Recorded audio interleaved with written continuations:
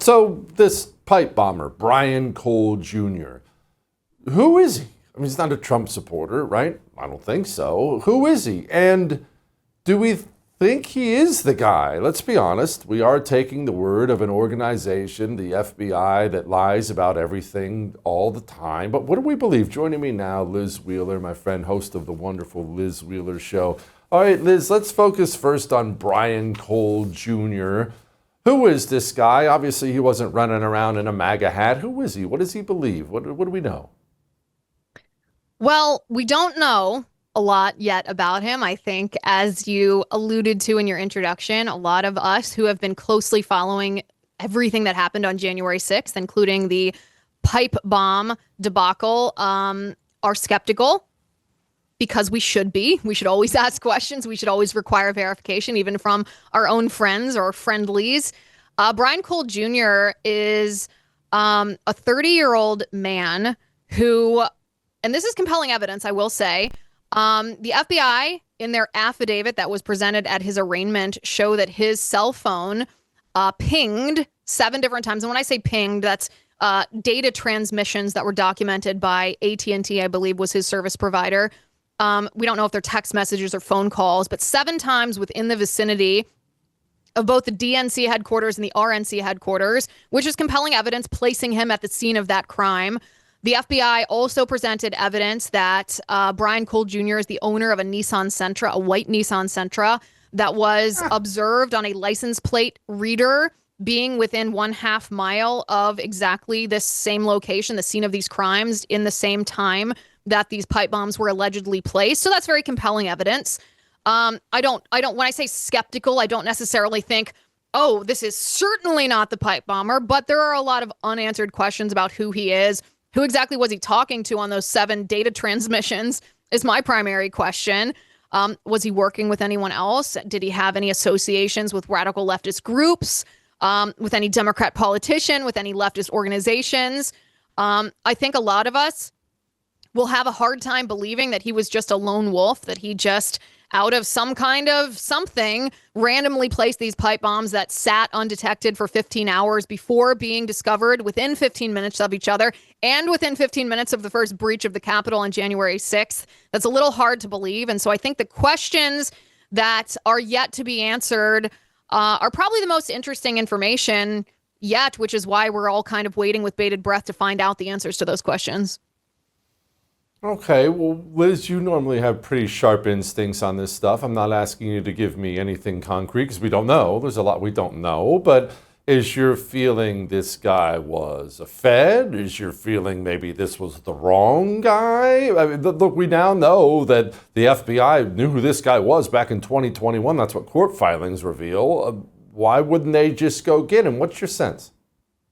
Well, I think, I don't know the answer to that question. I wish I did. Well, and believe me, I've been plying my sources, and we will have some new information to break on the Liz Wheeler Show, I believe, on Thursday. So everyone should tune in to that. My biggest question here, and I think this is a question that we will get an answer to at some point, is if the FBI, in fact, put together most of this data in the weeks following January 6th, if they had narrowed down their geofence data, which is collecting the cell phone pings of people in that vicinity, if they had put that together all within weeks of January 6th, narrowed it down to 180 some phone numbers, and then narrowed it down to just one phone number, and then suddenly they stopped their investigation when they had it narrowed down to just that one phone number, Jesse, somebody at the FBI had to make that decision. That's not just a natural slowing of an investigation that kind of halts for lack of new information and hot leads. That is a deliberate political decision made by somebody to stop that investigation. And I want to know the name of that person who made that decision so that we can understand why that decision was made. That's the type of accountability I want to see from the FBI and the Department of Justice. That type of answer will also inform everyone sitting here with us today about whether this is really the guy, I mean, there are some oddities, of course, that are already being reported. He's reported as being autistic and antisocial. I think the New York Post earlier today reported that he is a brony, an adult male fan of the My Little Pony This is like a weird fetish subculture online for chronically online dudes.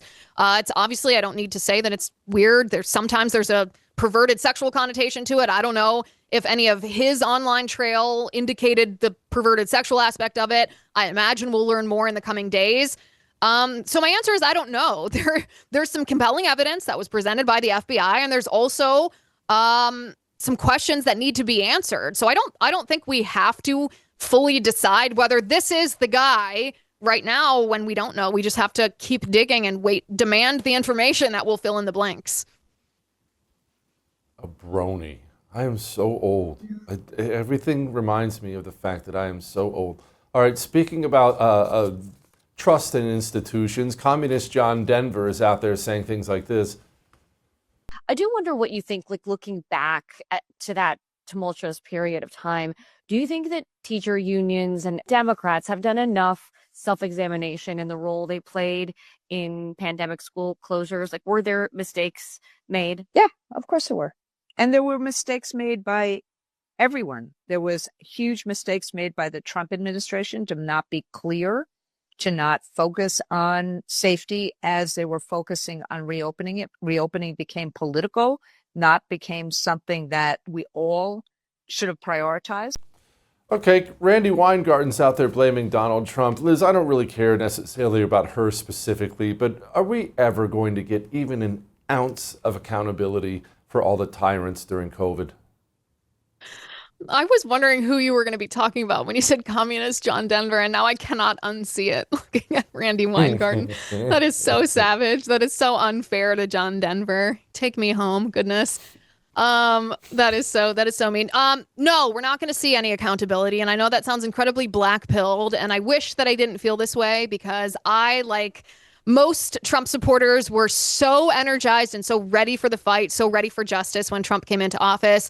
But while I think the Trump administration, if you want to put it this way, has their heart in the right place, at least from President Trump, his Department of Justice has been very disappointing. We have not seen any significant prosecutions of any deep state swamp creatures who weaponize the federal government against us. It has been almost a year in office, and still we have seen virtually nothing but missteps from Attorney General Pam Bondi, who, I'm sorry to be harsh about someone on our own side, but I'm just looking at the facts laid in front of me. It's not just the Epstein binders and that entire debacle. It's also her missteps in the appointment of Halligan, and that leading to a judge throwing out these charges against James Comey. I mean, these are inexcusable mistakes. We are fighting against an enemy who wants us silenced and in many cases killed. We cannot have bumbling fools being at the helm of the accountability apparatus and actually expect to see accountability. So until that leadership changes, I don't believe we're going to see accountability. You stay on them, Liz. I appreciate it. Liz, thank you. I appreciate it. I would thank you for coming to my YouTube channel, but I know how brilliant it is, and I know you love it here. So subscribe and watch. We're going to start really ramping things up and putting some funny stuff, some interesting stuff out there, some collaborations. Either way, my YouTube channel is officially the place to be. So stick around.